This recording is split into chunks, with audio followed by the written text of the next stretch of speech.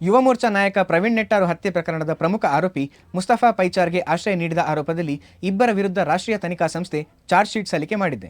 ದಕ್ಷಿಣ ಕನ್ನಡ ಜಿಲ್ಲೆಯಲ್ಲಿ 2022ರಲ್ಲಿ ಸಾರ್ವಜನಿಕವಾಗಿಯೇ ಪ್ರವೀಣ್ ನೆಟ್ಟಾರ್ ಅವರನ್ನು ಮಾರಕಾಸ್ತ್ರಗಳಿಂದ ಹತ್ಯೆಗೈಯಲಾಗಿತ್ತು. ಈ ಪ್ರಕರಣಕ್ಕೆ ಸಂಬಂಧಿಸಿ 19 ಆರೋಪಿಗಳನ್ನು ಬಂಧಿಸಲಾಗಿದೆ. ಈ ಪೈಕಿ ಮುಸ್ತಫಾ ಪೈಚಾರ್ ಹತ್ಯೆಯ ಸಂಚು ರೂಪಿಸಿದ ಪ್ರಮುಖ ಆರೋಪಿಯಾಗಿದ್ದು, ರಿಯಾಜ್ ಆಶ್ರಯ ನೀಡಿದ್ದರು ಎನ್ನಲಾಗಿದೆ. ಇದೇ ಆರೋಪದಲ್ಲಿ ಕಳೆದ ತಿಂಗಳು ದೇಶ ಬಿಟ್ಟು ಪರಾರಿಯಾಗಲು ಯತ್ನಿಸುತ್ತಿದ್ದಾಗಲೇ ರಿಯಾಜ್ರನ್ನು ಮುಂಬೈ ಏರ್ಪೋರ್ಟ್ನಲ್ಲಿ ಎನ್ಐಎ ಅಧಿಕಾರಿಗಳು ಬಂಧಿಸಿದ್ರು. ಈಗ ಆತನ ಜೊತೆಗೆ ಮತ್ತೋರ್ವ ಆರೋಪಿಯ ವಿರುದ್ಧವೂ ಚಾರ್ಜ್ ಶೀಟ್ ಸಲ್ಲಿಸಿದೆ. ಪ್ರಕರಣ ಸಂಬಂಧಿಸಿ ಇನ್ನೂ 7 ಆರೋಪಿಗಳು ತಲೆಮರೆಸಿಕೊಂಡಿದ್ದು, ಅವರ ಪತ್ತೆಗಾಗಿ ಕಾರ್ಯಾಚರಣೆ ನಡೆಸಲಾಗುತ್ತಿದೆ.